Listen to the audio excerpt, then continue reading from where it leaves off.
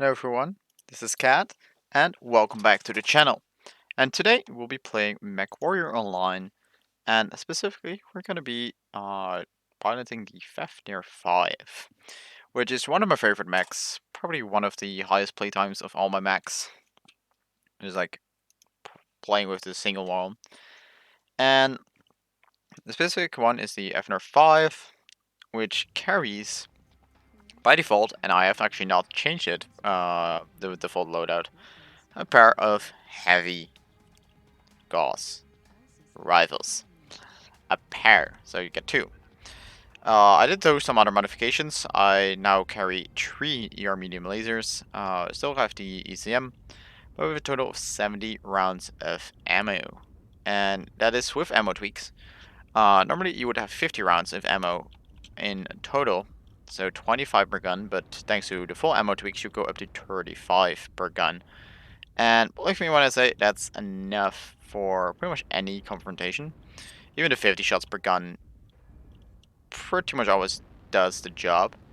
But, well, we're going to be talking about advantages and disadvantages of this mech. And here we go, we got one of our first disadvantages, which are hills. Specifically this map, we are not good on hills. And we really don't like them. This thing is really fat and doesn't climb them well at all. And generally we end up just walking around, which is really annoying. Like, you can see them using their jump jets to get up, but that's not an option for us. So it looks like we're gonna have to walk all the way around from where that other mech here is going, or Mad Cat. And with that said, we do see a little target here, and we're gonna prepare for him to pass, and down he goes. Face shot, one hit kill. We did get some arty, did some damage. Back torso is open. We do have to watch out, we do not have case on our guns. Those 2 slots are reserved for extra ammunition. Alternatively, if you think you got the ammo tweaks and you got enough ammo, you can, in fact, carry anti-missile missile systems, and down goes our second mech. 2 kills. Let's keep going.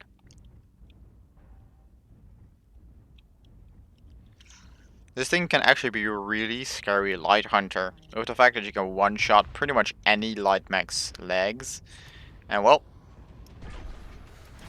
you guys don't like losing those legs, do you? Annoyingly, this mech is the best at phasing people directly. And that does make you open for a lot of damage. And we're kind of stuck here, so we have to move. Third kill. Let's keep moving. This is actually one of the better matches that I got with this mech. If you can just keep unloading, this thing will be one of your highest damage dealers in the entire match. Simply because, well, pinpoint accuracy. See, there goes an arm. There goes a leg. I cannot target this guy, but he is very much dead. Kill number 4. I just noticed that all the kills in this match so far on my team are actually all mine. Huh. Interesting. So let's keep moving. Got some max up there. But we got this guy. I got over 130 armor on the center torso, man. You won't overwhelm me. I guarantee you that. One more hit and your center torso, you're pretty much dead. Didn't quite charge up enough there. Really big bummer. But this Kid Fox looks very much like a juicy target.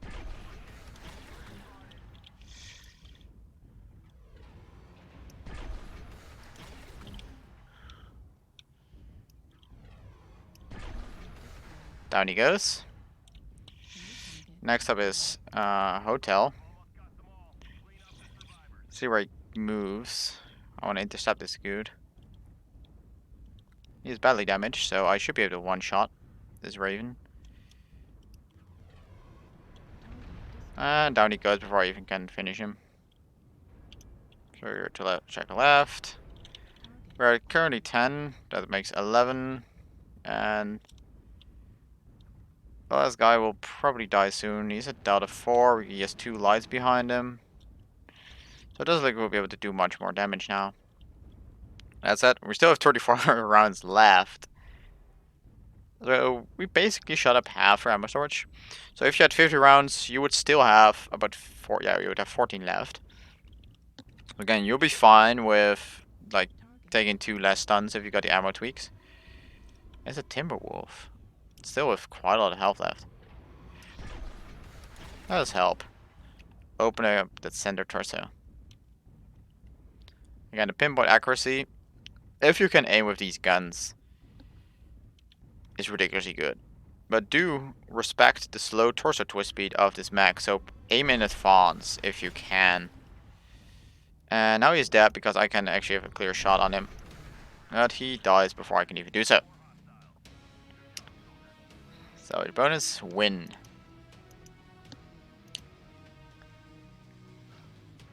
62% health left. Here you guys can see 769 damage done. Almost 400 damage taken, but that's fine. That's it. Let's get into the loadout of this mech.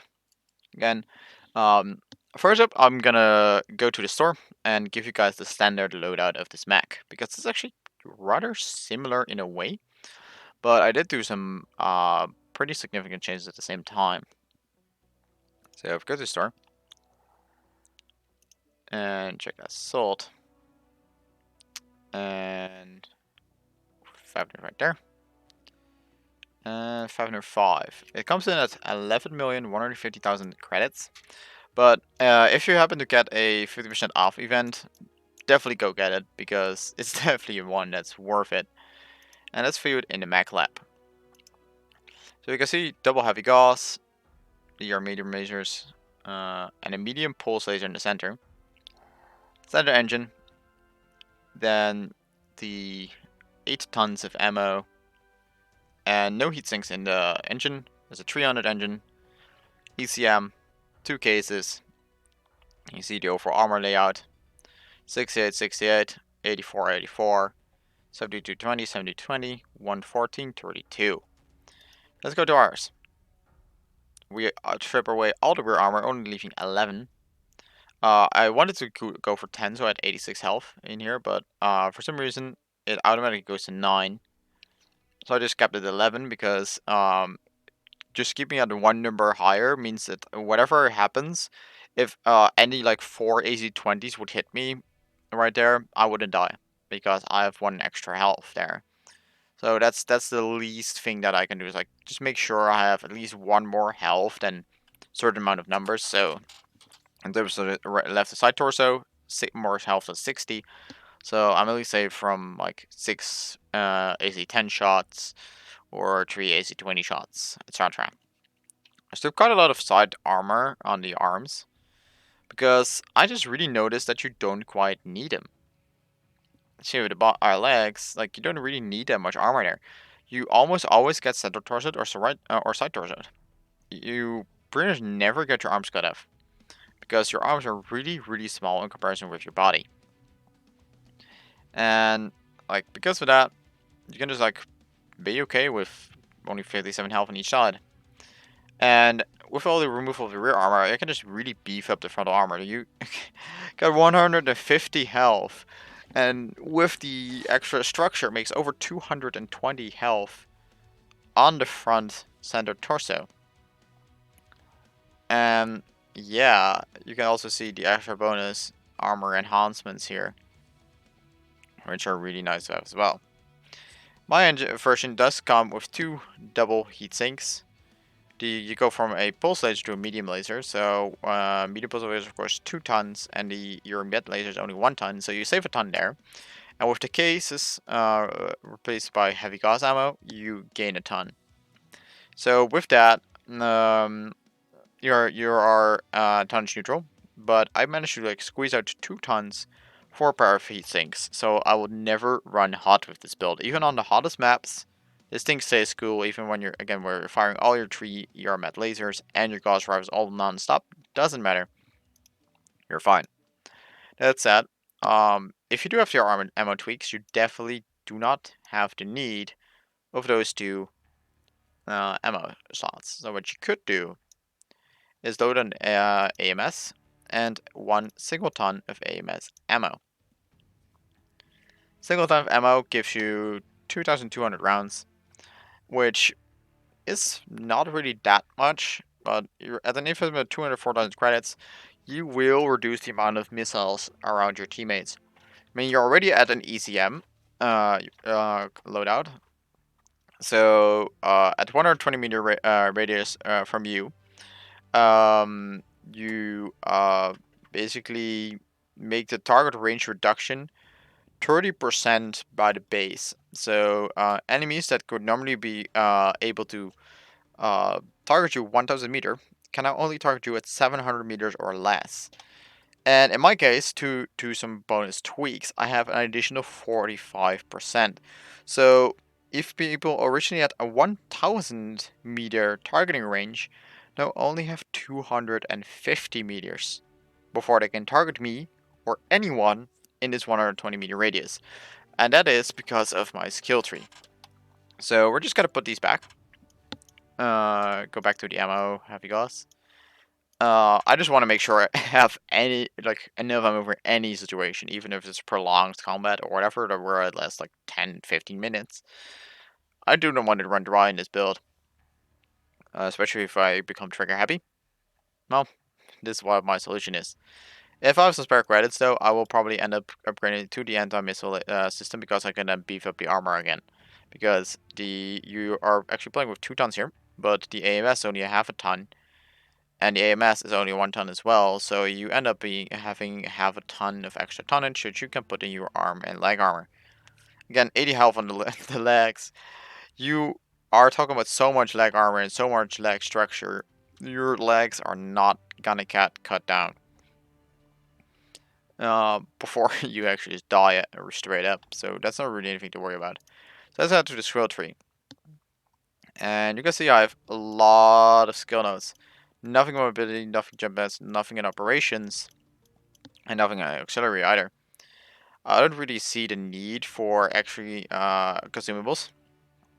I prefer to really just grind out more. And there I see consumables something to be useful on lights that can really drop them anywhere. But well, there's nothing anything here that you need. Like cool shot, you won't run hot. Capture assist, you won't be capping much with only a top speed of 50 kilometers an hour. Actually add 30 your airstrikes. Or again, you will not really do anything else. Like nothing here actually just helps you. So sensors, however, we're talking about enhanced ECM systems. These 2 here, they are really good. Also, that plus the radio depreciation nodes, you can actually have 1 more here.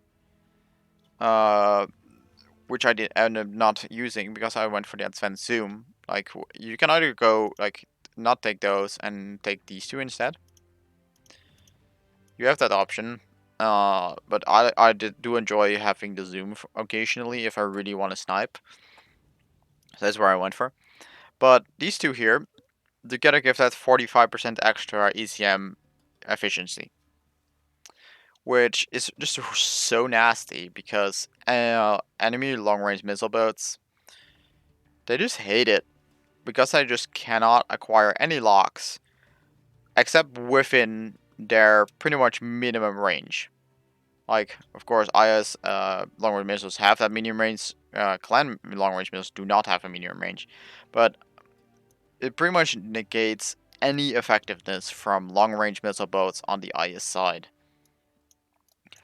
Operations, again, we have no use for quick ignitions, etc. because we will not run heat. Cool run, heat containment, again, no use for them. Hill climb, we kind of want it, but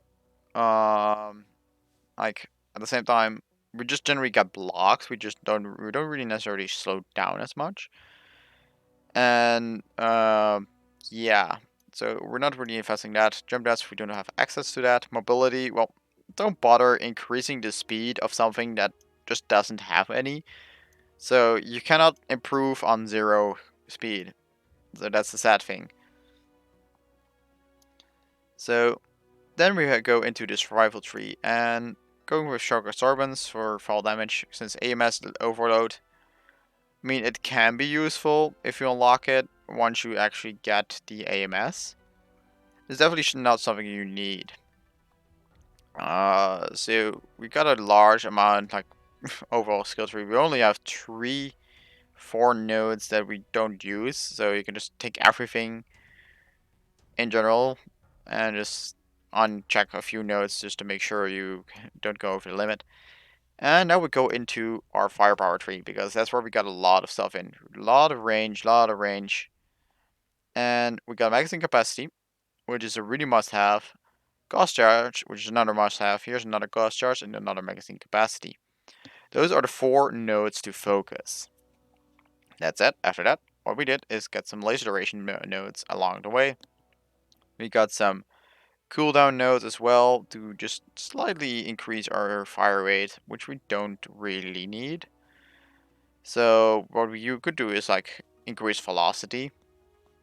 So you have velocity node here, velocity node there, velocity node over here, and you could like get these 2 out of the way, and get these 2 out of the way, and just increase your velocity by 9%, make it a little bit easier to hit things, but not really any need for that. You can fully ignore any missile nodes because again you're not carrying any missiles. But it's really just important to get Gauss charge and magazine capacity nodes first. So I'd really focus, let's say, focus on this line, then get the Gauss charge, and then just head down to the magazine capacity. And then just make down this line and get Gauss charge and the magazine capacity number 2. Just get that part of the tree as fast as possible before focusing on anything else. Then I should just, I would say, rush towards the UCMs and then start flashing out your survival tree before going back to the firepower and sensor tree to flash those ones out. So that's it. Weapon groupings, I really kept them simple. Just 1 on the heavy Gauss, 2 on the medium lasers, and that's it. That's it. We're gonna just go for one more match to see if we can have more bad situations, or whether we're just gonna see another good situation here. Cooldowns are a bit long nowadays, sadly. But as some of you guys might have noticed, I do not really have the time currently to edit much. So, sorry, I'll just keep on talking while the game is searching for a match. So, here in the front again, you can see just how big those side torsos are, and you really would expect to get side torsos a lot. But, for some reason, you always consider torso in this thing. And it's just really interesting on how even just really big, chunky side torsos can somehow work if you're it generally your entire torso is just vulnerable, honestly. And taking Terra Terma here because it would be the best map for us because we really want it cool. Terra Terma is one of the hottest maps in the game. Laser builds don't like it. We really like it. But well, Frozen City, we really have no extra advantage here. And well, bummer, but nothing really to worry about. This thing can stand its own even on ice maps.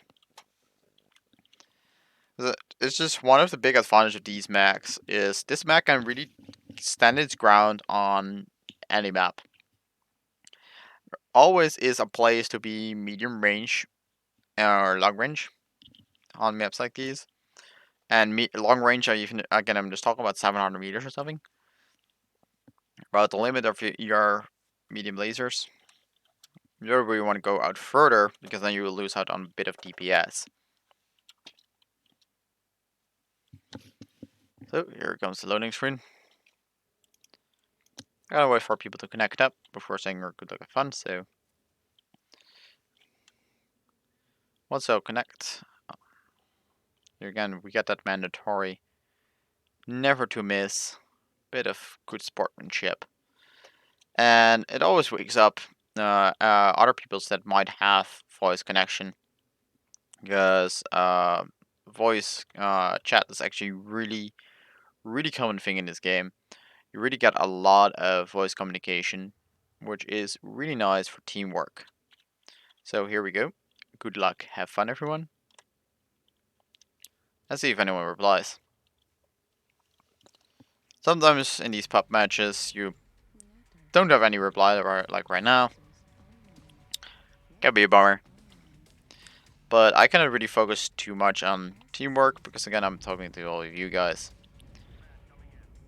So we're going to be capturing objectives.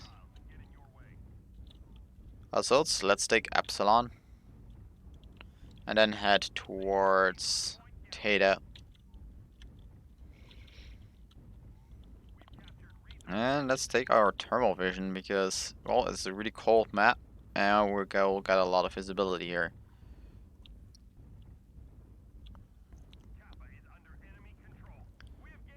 Got a Night Star. Warhammer. Couldn't quite see what the other one was. Night Star.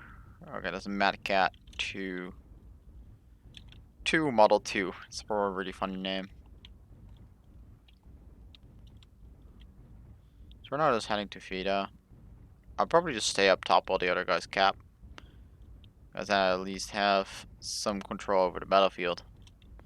Got a map blip there. Real quick. Oh, there they are. And again, just too short for me to respond. And that's actually just gonna be one of the counters against builds like these. Quick poking from unexpected locations because you have a full second to get into cover again, or at least shield yourself before this thing can return fire. Because even if you know you're coming, unless he sees you, or rather he is just continuously charging and discharging, he cannot be prepared for you. So we're gonna be pushing up on this one. It's gonna be our biggest advantage, just dishing out damage.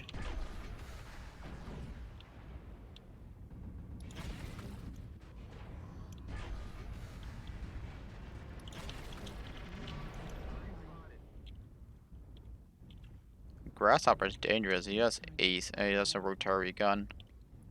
And I do not like getting shot by rotaries because those chip away at your health really fast. Peek around the corner, nobody's there. Hello.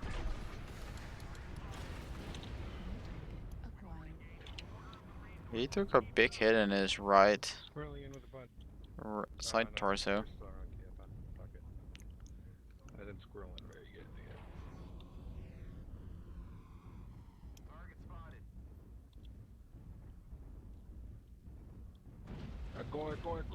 And that's behind me. Yeah, that's something that will kill me.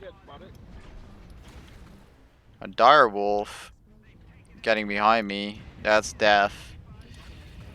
There goes my guns, and down I go. And this really compares to like bad matches, good matches. Sometimes you really just like get annihilated from behind like that. You have again relatively weak rear armor, and that's another decision you guys can make whether you want to add extra 10 points frontal armor or rear armor. Because once I turned towards him, he had to chew through a lot of armor. I mean, it's a direwolf, it has a shit ton of DPS and heat management, so he burned right through my armor, but it's still 707 damage done.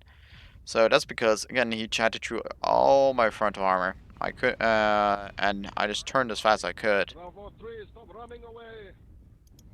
Sadly, it wasn't fast enough.